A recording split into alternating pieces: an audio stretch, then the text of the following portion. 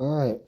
Hello, all. And today we're going to be going into and trying to explain what you should be looking for when you're looking at your ant march lineup composition. So let's get right into it.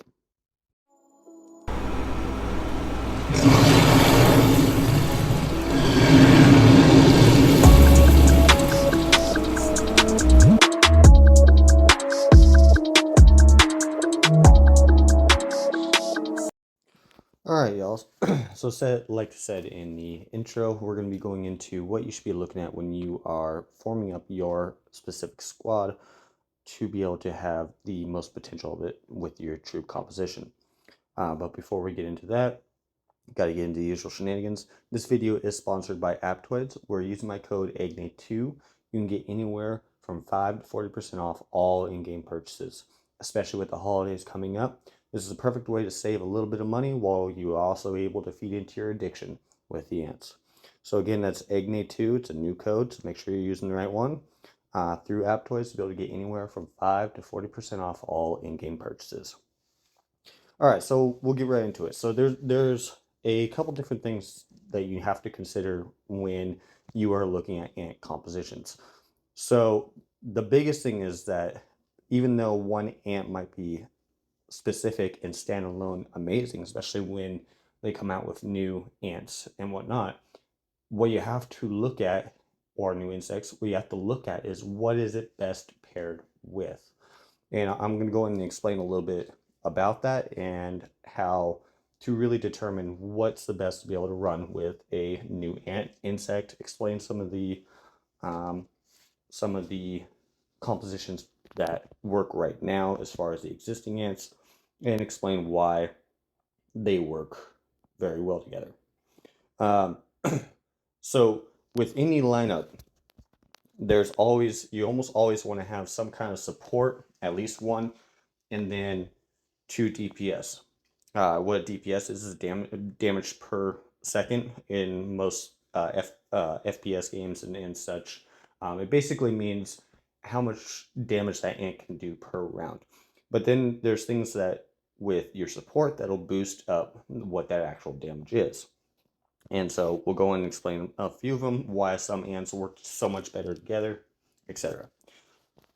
So the first thing is usually you want to kind of build it around what your damage ant is. So if you're running one support and then two DPS, then you're basically trying to focus that around what your DPS is. So case in point, like if you're using the Lathy, one of the things that you want to look at right away would be things like, okay, damage to a random squad, 30% chance to release the skill again. Um, this one has to two random enemy squads. And so every time after releasing combat skills, increase its own skill attack by 30%, can be stacked without limit. So an ant like this is mostly geared towards skill attack. So if you start looking at some of the other ants, you're trying to find what is increasing skill attack, as well as what is going to support the entire team. So like this one has, the Weaver has a chance to enter the double hit status, gaining normal damage times 1. And then this one has when two random enemy squads take damage, the next damage they take increases by 15. So when you're stacking that with skill attack already, your skill damage is going to be a lot higher. And then the same thing, like if you go in with the Dolly, this one, all of the shooter ant squad attack 100%, normal attack damage plus 125. And then this one has 90% chance to enter splash damage, and normal attacks will deal 100% damage to two other enemy squads.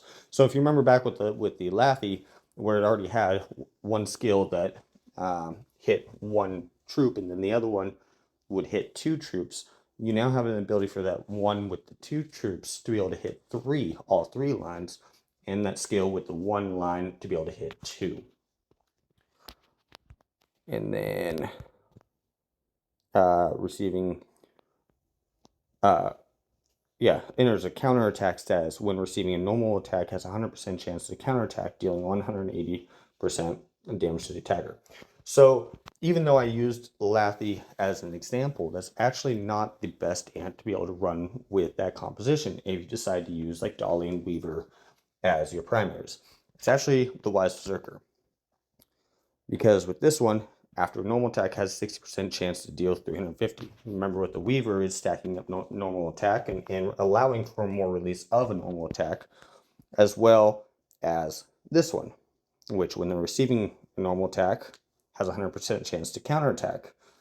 So right there you have two skills from two different ants that are supporting your best DPS back line in contrast to what the actual skill is. But it goes further than that. After a normal attack, has a chance to deal 300% to 2 random enemy squads. Now you have like the Dolly that allows us for the splash damage, plus including the normal attack, plus the Weaver including the normal attack, etc., etc. Plus the Weaver, I think it is the Weaver, also has the chance to be able to remove negative status. And then you go in to the next one, increase the normal attack of skill damage. So I explained this in another video, but the composition of your ants is everything. And that is why those three work so well together, is because they're all basically focused on normal attack versus like a skill damage, anything like that, which directly correlates into how much damage they're actually doing as a unit. Plus with the ability to be able to counter and remove negative stats, plus increasing the splash damage and allowing the splash effect, just makes this particular lineup very, very strong. But you can go into other things that are not like with the exact meta. So like one of the first things that we used to have back before they released a bunch of better ants was ones like Giant Tooth, who would have exhaust, which would reduce the damage. And then, let's see. And then they had to have silence as well, which would disable combat skills for 2 rounds. So pairing that in the old days with something like the Slim Arched, where it also has where is it? Yeah, suppression, making them unable to move for 1 round. So right there, just with the Giant Tooth and the Slim Arch, you have the ability to be able to take away their combat skills and their possible attack for an up to 3 round limit just between the two. And then you used to see people pair that with the Reap Master, which for people that are still in the early stages of the game, it's still a good lineup. Now it's not in-game lineup, but it does help. So like with that one, you would pair that with, let's see, this skill, which had a chance to suppress them, causing them unable to move for 2 rounds.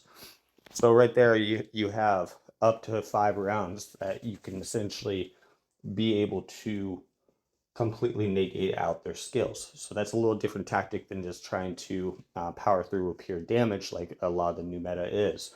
That was more the ability to be able to counteract them, to be able to reduce their damage so that you would be able to keep on going throughout the rounds and essentially act almost like a guardian, but with more DPS to be able to outlive them. Which back in the day was very effective against carrier mains and such. They would have the base increased combat speed. And then moving into some other examples, like you have the new carrier, which increases the scale of damage base dealt by our carrier squads by 60%, but reduces their normal attack damage by 40%, which that's fun. Then you have the next assist skill, which is a dodge rate. Dodge is a highly underrated skill. I've been saying that for all of my videos. And then, and then this one, you have the increased chances of triggering the 5th skill of 2 random carrier squads to 100%. And if the skill requires preparation, has a 60% chance to skip round 1. So as you can see, that's already a very good support ant for most carriers. So what do you pair it with? So that one right there is showing that it's more of a standalone support. So you're really wanting to pack in the DPS with that particular ant.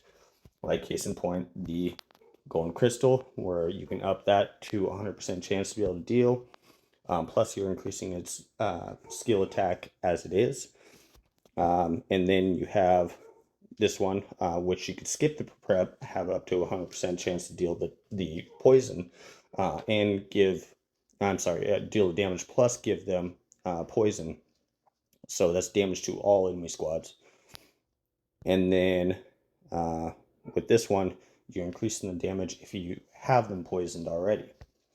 So then you can go into the next one, which I'm not sure where mine is. Yeah, the LB, where 3 attacks, the third attack damage is guaranteed to double, and increases the dodge rate of the squad by 10%. So you already had the dodge rate from SE, which will make it stack onto it, make it even stronger. And then you have to prep for 2 rounds. So the ability to basically lose one of those prep rounds, increase the chance to 100% to deal 750, which is a massive amount of damage. Actually, I believe, somebody might want to check me on that, I believe that is the most damage that any ant in this game has ever been able to do, even with this increased prep range. And then you have another prep, so ability to be able to cancel out that 100% chance to deal 230. So then you also have different effects that deal to individuals. But with that one, and you can also argue that like a good secondary would be the Gravedigger, which is able to stack the poison on top of them. And they were able to add silence to the poison from the golden crystal or from this ant. And then you have increasing the skill damage to all carrying ants. So a lot, kind of like SE is, but it's more damage based with stacking the poison, which can then be paired with different insects that have poison. Let me see which one it is. Oh yeah, it's the whip scorpion that has the chance to trigger and poison effect by all the carrier ant squads. So pairing it with that, you're able to stack on damage even more from running some kind of a poison squad. So I know I've been throwing out a lot of numbers there, but what does it actually mean? So the thing that you need to look at is not even so much the actual nomenclature and wording of what it says, but more to look at what the comparisons are between them. So like with the Dolly, Weaver, and WB, your Wise Berserker, you're looking at things like combat speed right there, that helps, the 100% to hit double hit, gaining normal attack. So normal attack is the key there. Same thing with this one, being able to reduce damage. And then you're looking over at Dolly, where you get squad's attack and normal attack damage. And the splash and their normal attack. So again, you keep seeing the normal attack, normal attack, normal attack. And they were receiving a normal attack, has a chance to counterattack. And then you're looking at your DPS, which again and again says after a normal attack, after a normal attack, and then normal attack and skill damage. So you're stacking on what the said nomenclature of your true composition is, which is how you can really find out a better way to be able to set up your troops. Now, this also means you have to pay attention to things that are like your effective range to make sure you're not putting them outside of their effective range in order to assist the entire squad. So anyway, I hope that helped a little bit with people with that might just have questions about how to set up their squad and actually look at it and be able to tell what's going to work best together. I really hope it helped, and If so, drop a like, comment, follow, join our Discord, and we will see you in the next one. Eagnai out.